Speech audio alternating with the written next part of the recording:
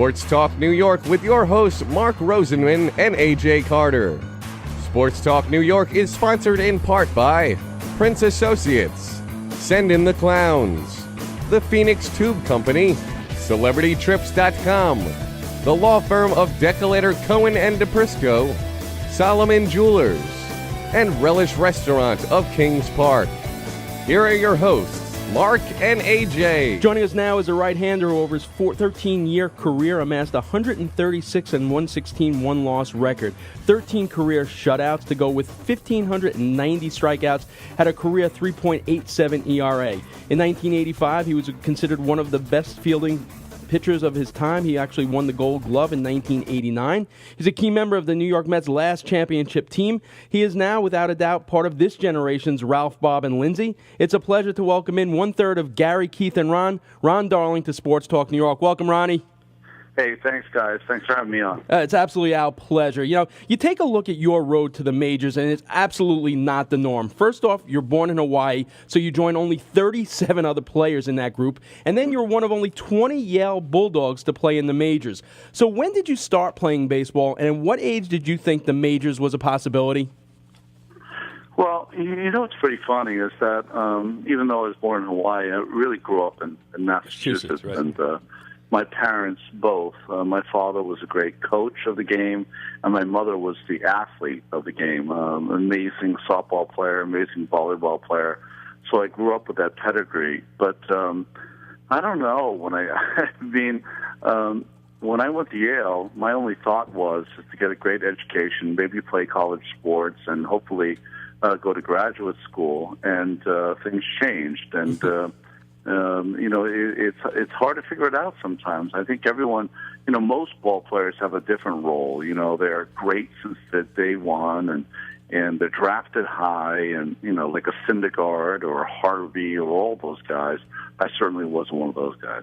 Well, it's interesting because we had your counterpart, Frank Viola, on a while back to talk about his career, as well as what many consider the greatest college baseball game ever played. Yale versus St. John's, May 21st, 1981. You and Frank faced off in a pitcher's duel. You had a no-hitter through 11 innings. In the 12th inning, St. John's broke up the no-hitter and scored on a double steal to beat you 1-0. That performance remains the longest no-hitter in NCAA history. What makes it even more amazing is when you were talking about the way your career started, you began your college career for Yale as a position player and did not pitch regularly until your sophomore season. So take us back to who it was that felt you could be a pitcher, and what do you remember most about that game? Well, I had always aspired to be Rico Petrocelli. When I was a kid in Boston, I always wanted to be a shortstop, and that's the position I played. And once I got to Yale, my coach, Joe Bonanto, said, you probably can play pro ball as a shortstop, but I would say that you could excel as a pitcher. And I was so reticent.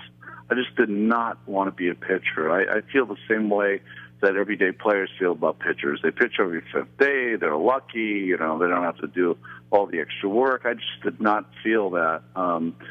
But he was right. He was right.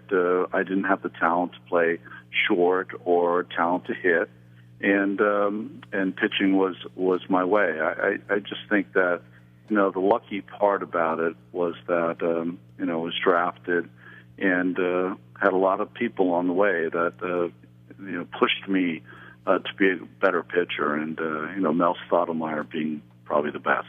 No thoughts of wearing number 6 when you made it to the pros? I was thinking about all that. I would definitely wanted to be that guy who played every day. I mean, my mentality was to play every day, and I honestly had to tone that down because of becoming a pitcher. But that served me well too, as far as the competition kind of stuff. How hard was it at a place like Yale, balancing the demands of the academics with the demands of being on the ball team? It's difficult, but at the same time, and I always say this, and I talk to a lot of athletes that have gone on to great things academically at Yale. You know what's great about it is that you can't study 24 hours a day. You need that release, and I think that that's what baseball and football. I played football there too. served me. It just, he gave you that, get all your work done before the 3 o'clock bus out to practice. And then when you get home, get enough work done so you're still equal with all the guys and girls that are working hard there. So it was, honestly, it was a time management thing. And to this day, I have better time management skills than anyone I know because of that Yale athletic experience. Interesting. We talked about that no-hitter broken up in the 12th. That performance undoubtedly enhances your draft value. You're selected in the first round, 9th overall, 1981 Major League Draft by the Rangers. You're the third pitcher selected in that draft. What do you remember most about draft day, and were you surprised how high you went? And it also should be noted that Frank Viola went in the second round at pick 37. Yeah, I was, after the game was done, the Seattle Mariners came to my house, and they wanted to drop me the first pick. Wow. And they told me the number that they wanted to pay me to be the number one pick, and I thought it was low. And I said, that wouldn't work for me, and they drafted Mike Moore, who became my teammate later with the A's. Great human being. I don't know. I think that getting drafted 9th is probably low for me, to tell you the truth. Probably should have been drafted amongst the first 5 players. I was, at that time, the greatest college baseball pitcher. I don't know what that means. This day and age probably means $6 or $7 million. But in those days, there's no one that had the kind of year that I had or the last 2 years. But it was, honestly, it's an experience, it's how it worked. If I wasn't drafted 9th, I might not have been traded to the Mets, and this whole history might have been different, It's interesting with the trade to the Mets. Now, many people think that Lee Mazzilli was towards the end of his career when you traded, and that's not really truthful. What happened was Mazzilli had a great year the prior year and got injured. The year before was one of Maz's career years. But were you still shocked that you and Walt Terrell, who actually was the ace of the Drillers team, and you're a first-rounder, were you shocked initially by that trade? I was shocked in the sense that, Walt had won 16 games in AA. He was amazing. I was there for the last 2 months, and he just was the guy. And for me to be thrown in the trade, because I think that's kind of what it was, it kind of tells me that maybe maybe the Rangers thought, he's really good, but he's not going to be great. And, maybe that's true. Well, I wasn't great, but I was really good. And I think what happened is that at some point, a trade happened that benefited the Mets, and I think you have to give all the credit to Frank Cashin. I just recently saw him a couple of days ago, and I was thinking to myself, think about the trades he made for Hernandez, and Carter, and Fernandez and Darling, and Howard Johnson, and on and on and on. It was a day and age where those kind of trades certainly might not happen today, but they were very prevalent trades in the day. How's Frank's health right now? Is he doing okay? He's good. I saw him. I mean, he was in a wheelchair, but he looked good. He looked great. That's good to hear. And I think that, as I get older and mortality surrounds me like a cloud, it's nice to see those people that were really instrumental in my life are still doing well.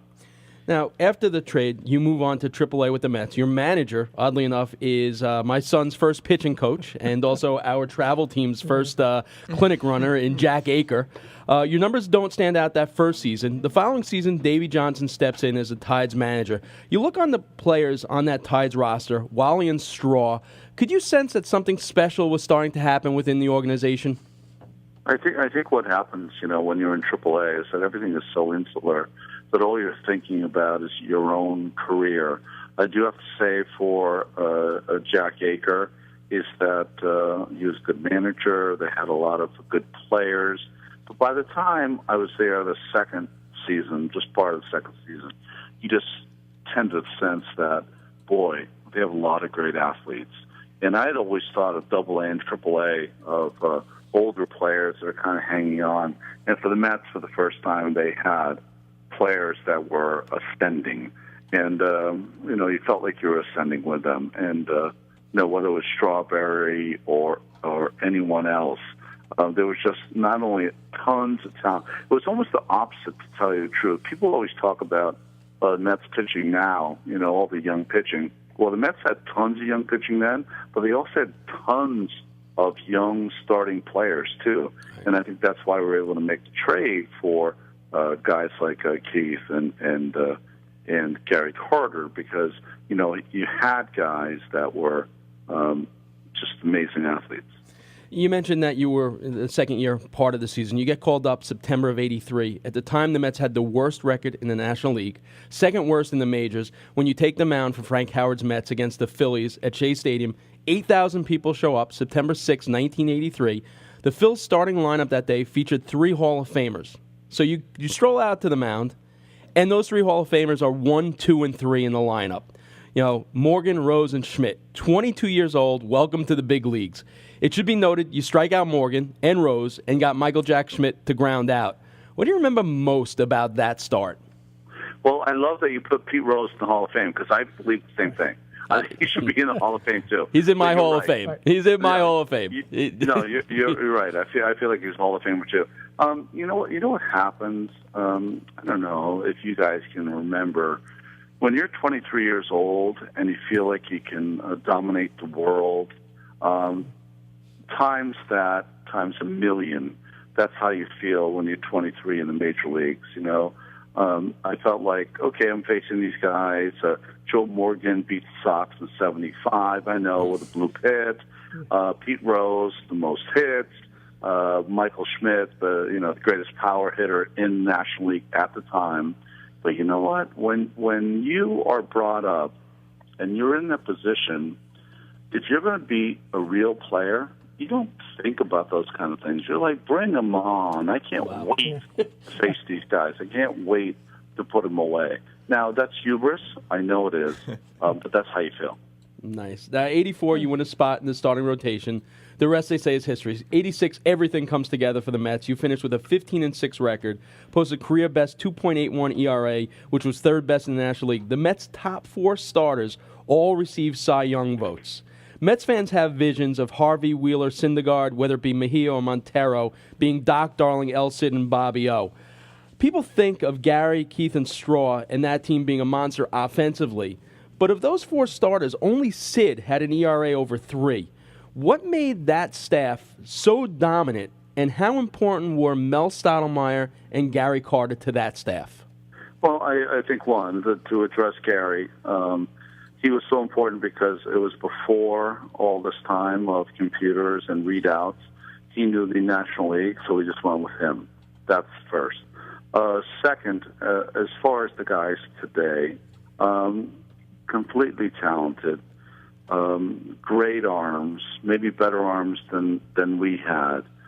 But, it takes a lot of intestinal stuff to get through this. I think that it's beautiful to think about where they're going to aspire to be at some point. They have all that talent. As long as they don't tweet about it, right? Yeah, well, exactly. I just think it's such a difficult game that you have to have I would use a different phrase, but we're on the radio. I would say that, it takes incredible intestinal fortitude to get through what's going on here.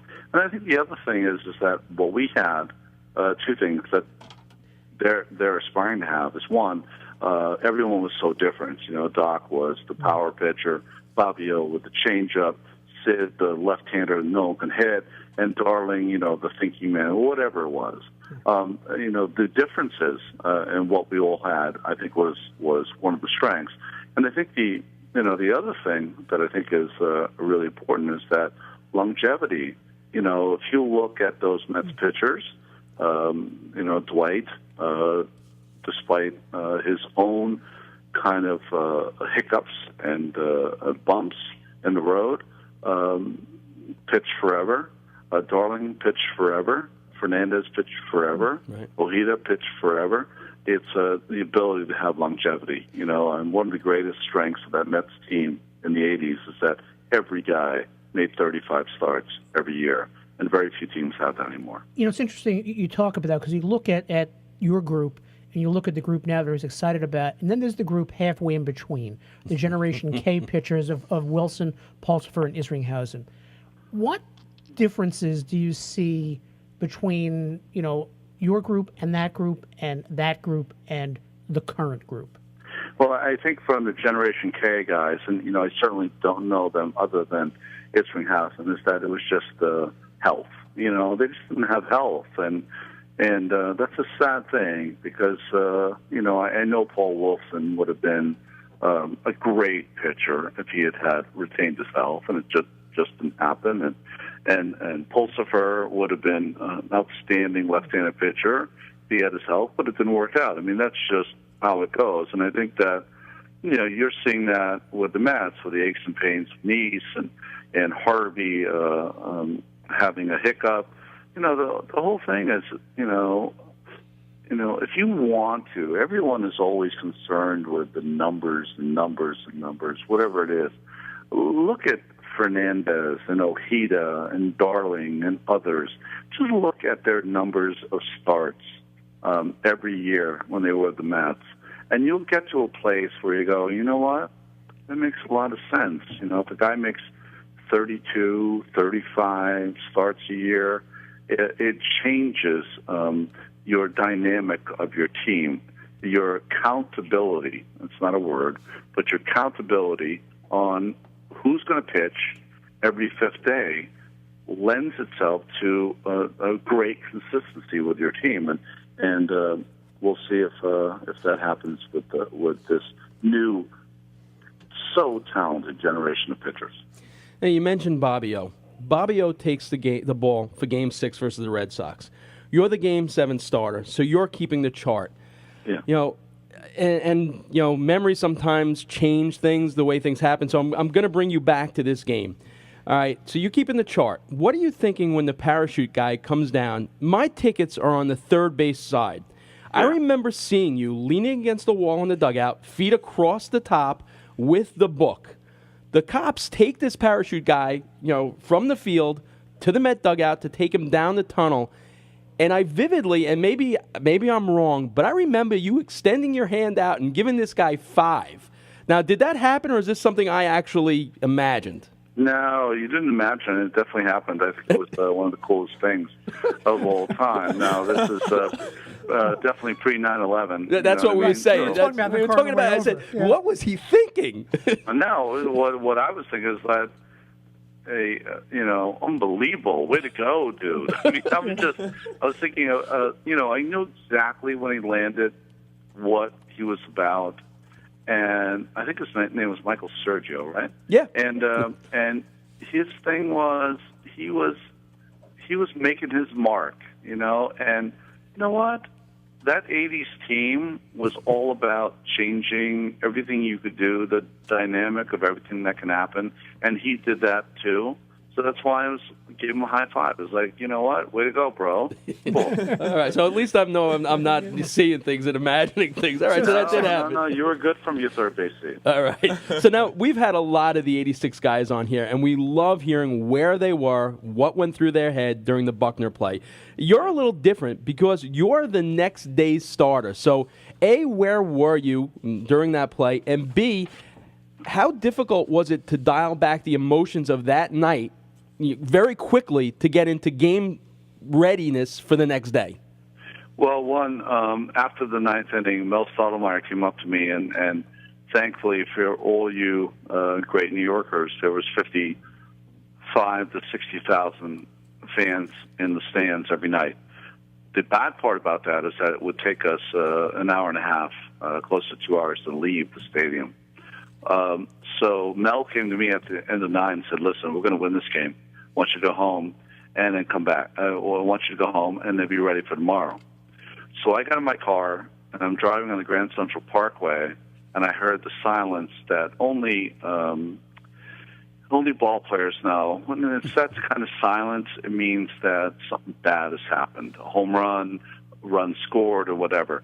So I pull a Yui on the Grand Central, illegal, of course, and get back to the ballpark. But when I get into the stadium and I get into the locker room, I hear Keith coming in, and apparently I did not know at the time he had just made the second out. So I hear him. Can I say this on radio? MFing his at bat, and I figure that we're done. And I watched in the trainer's room, watched the rest of the game, and so I watched it like you guys watched it, or people who were not at the game watched it. But the big thing was that the game the next day was rained out, right? So there was 2 days in between that, but that was. All I can remember is that the people were jumping up and down so much that all the dust was coming through into the clubhouse, and it was littered with dust. And we had a thought that this whole place might come down tonight, and that's what makes Met fans so great. Now, if you had to pick one moment from that entire '86 season, the Astros series, the Buckner game, any of the games in the World Series, some of the bench clearers during the season, the parade down the Canyon of Heroes, which is the moment for you that stands out the most? And you can leave out Cooters. Well, I'll definitely leave out Cooters and the night in jail. But I will. I have to say, Canyon of Heroes, and the reason I say that is that it was, I don't know, so unexpected. I just didn't know. Like, I knew that people were going to come out and cheer. I didn't know 3 million people were going to go out and cheer.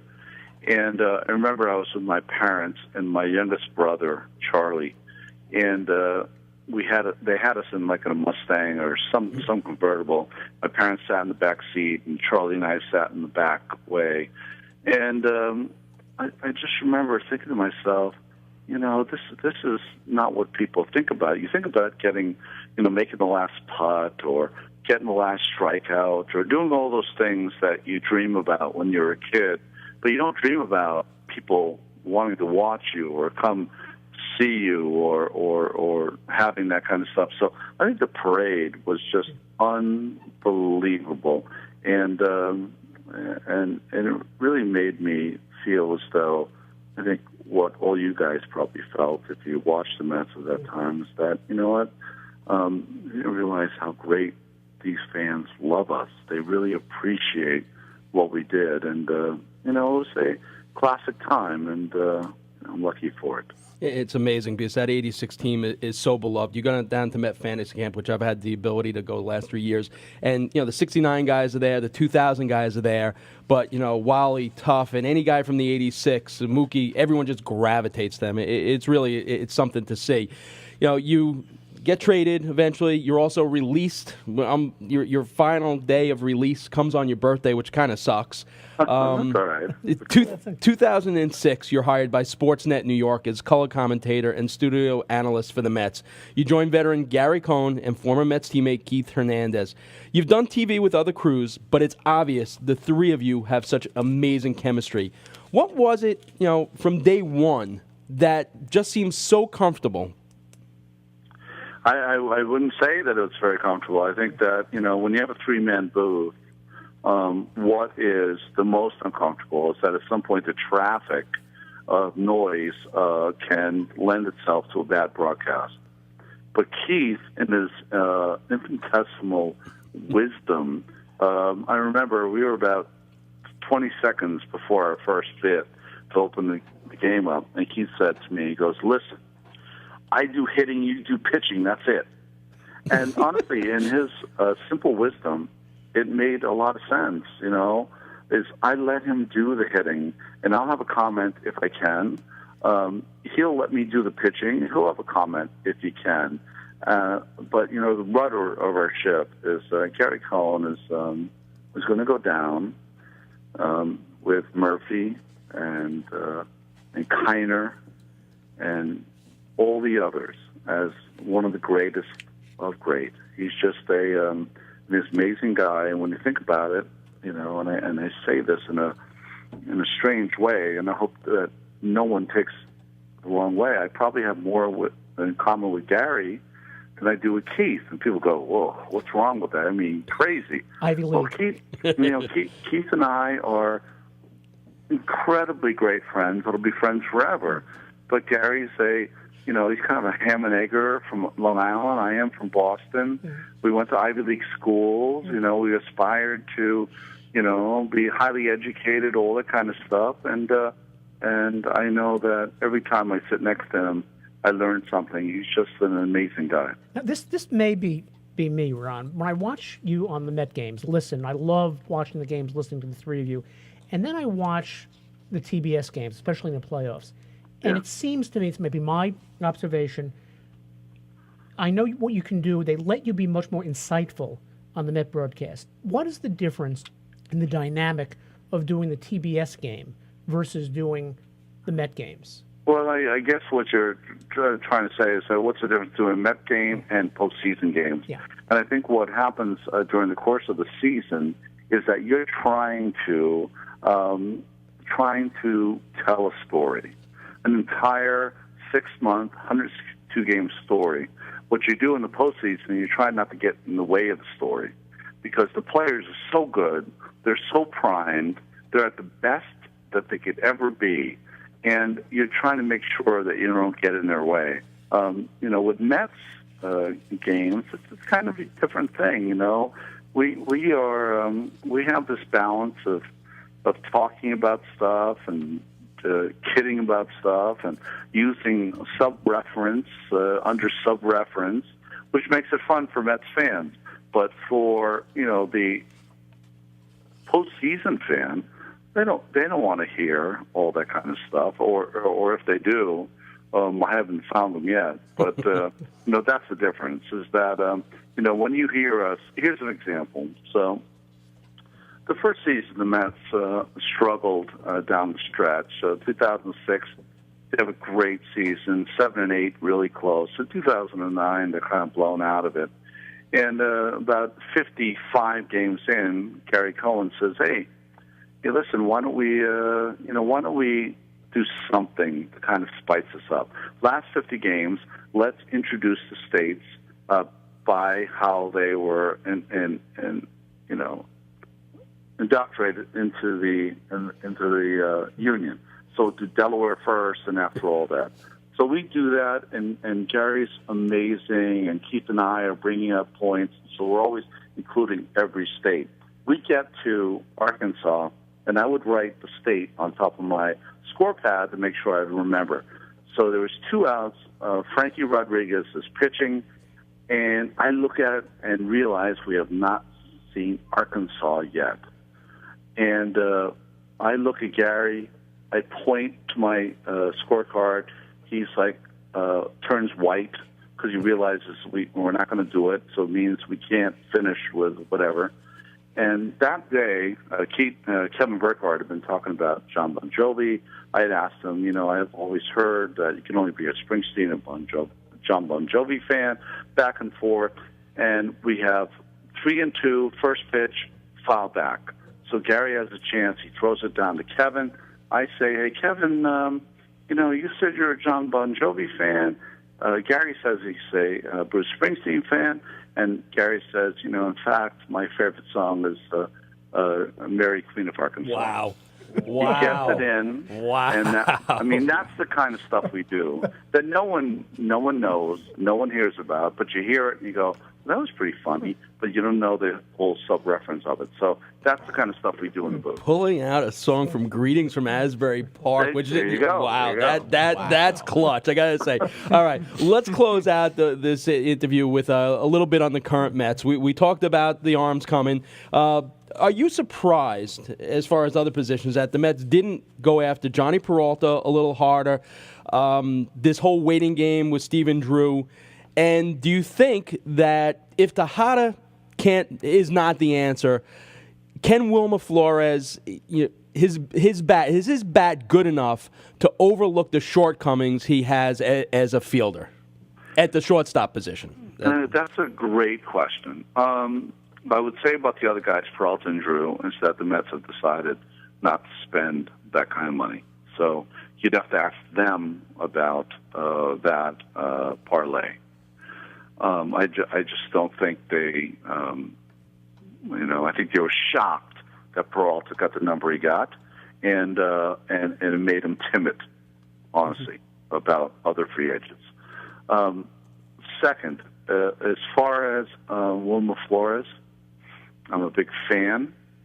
I think that a lot of the conversation towards Ruben Tejada has made him timid in spring training so far.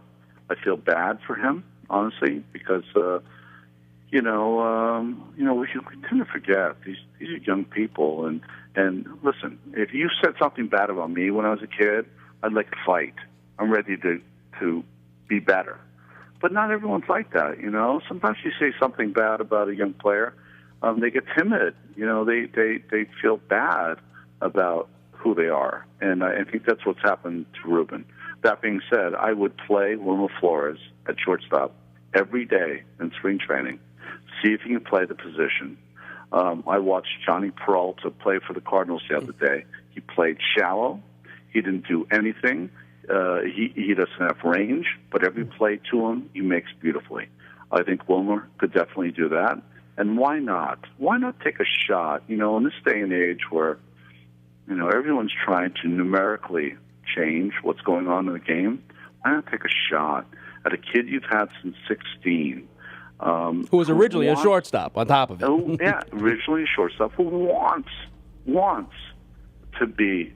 He went to Michigan, worked out like a maniac to be ready to do something special. Reward him, Obviously, what you're getting with Tejada right now is a scared player. Let's get a player who's not so afraid. I so agree with you. I've watched his footwork, during the drills, during batting practice, and it's sloppy, but he's a young kid, and I agree. I'm willing to give up some defense to get his bat in every day. All right, Ike Davis or Lucas Duda, who's going to be the everyday first baseman in your opinion? Ike Davis has to be. I love Lucas Duda as a human being. He's one of the sweetest people you could ever know. But Ike Davis, and these are two guys that are injured, can't even play right now. Yeah. But if he can't play, Ike Davis, if he can't play, then what are you doing? He's your high draft pick. He's a guy that you knew could play, and for some reason, I know there's, they feel like maybe some of the stuff that he has is not. I don't know. Maybe they feel some of his off field. I don't know what it is. But let him play. And if he proves over the first half of the season that he can't play, then you always have Lucas Duda. Also think, if you've got a team that's got young pitching and you've got maybe some suspect fielding at shortstop, you really think back to Keith, think back to John Olerud. You want a guy who can play the position of first. He will save you runs and save you hits. I agree. Totally agree. All right, center field. Who's opening day center fielder? If it's not Lagares, I'll be very disappointed. I know that they're thinking about Young and the two Youngs and Granderson. I get it. And just, I don't know. I think that it's really interesting to listen to everyone talk about who should play, who shouldn't play. But at some point, Lagares he did everything you would want a player to do. The reason, and I hear it all the time, well, he's not a great bat. But you know what? You've had a lot of players who should be good bats. Why shouldn't you have a guy who can play defense? I honestly think that, because I'm always wrong, I think that Lagares, I think Lagares should definitely be the center fielder, but I know I'm going to be wrong, and that on opening day, it'll be Chris Young in center field and Eric Young in left field. Yeah. I know it. I have a feeling you're right. I have a feeling you're right, and I agree with your points also, because to me, Lagares is exactly what Cargo was when he was here, and he developed into a hitter. He wasn't a hitter when he was here, but he could go and pick it, and Lagares showed flashes that he can hit, so I agree with you. Lastly, one of these moves that looked to be an under-the-radar signing, I don't know if either one of them are going to make the team. I believe one of the two will. How much of an impact can vets like Valverde and Farnsworth have on solidifying the bullpen? Well, I think they're veteran arms. They know how to get ready. They'll be ready to do their role, all that kind of stuff. I think that, this is my feeling. I think there's with the Mets, there's always been a feeling of having veteran arms in the bullpen. I would, and this is not a slight on Valverde or Farnsworth, they have so many great arms that I think it's time to start doing what the Dodgers used to do, what other teams used to do, is that if you don't have room in the rotation for a Montero, if you don't have room in the rotation for others, bring them and put them in the bullpen. Because these guys throw strikes, they are talented, and they'll get people out. It's nice to have veterans, and the Mets have tried to do that the last 3 seasons. We've seen how the bullpen has worked out. It's not worked out well. So my feeling is that I love Valverde, great veteran. I love others. I think the key is this year is that, you know what, it's great to have veterans, but let's use the bullpen as a breeding ground for future Met starters. That's my feeling. Like the Cardinals do. Yeah, that's a good point. There Ronnie, the only perk of not being able to get out to a game to cover it at Citi Field and seeing you at the actual game is I get to watch you and Gary and Keith on TV. You guys have made some pretty unbearable teams must-see TV, and that's a measure of how good you guys really are. So I look forward to seeing you in the cafeteria real soon at Citi Field, and as well as when I'm not at the game on TV. So thanks so much for your time tonight. And the highlight of 2 weeks ago for me was finding that Betamax tape of you on opening day with you with Ralph Kiner at the end of that tape. So that was a big thrill for me. So thanks so much, Ronnie. Hey, Juan, thank you so much for sending that to me. And, boy, I'm getting old. So take care, guys. That makes 2 of us. Thanks so much. Bye. Ron Darling, former New York Met, current New York Met announcer.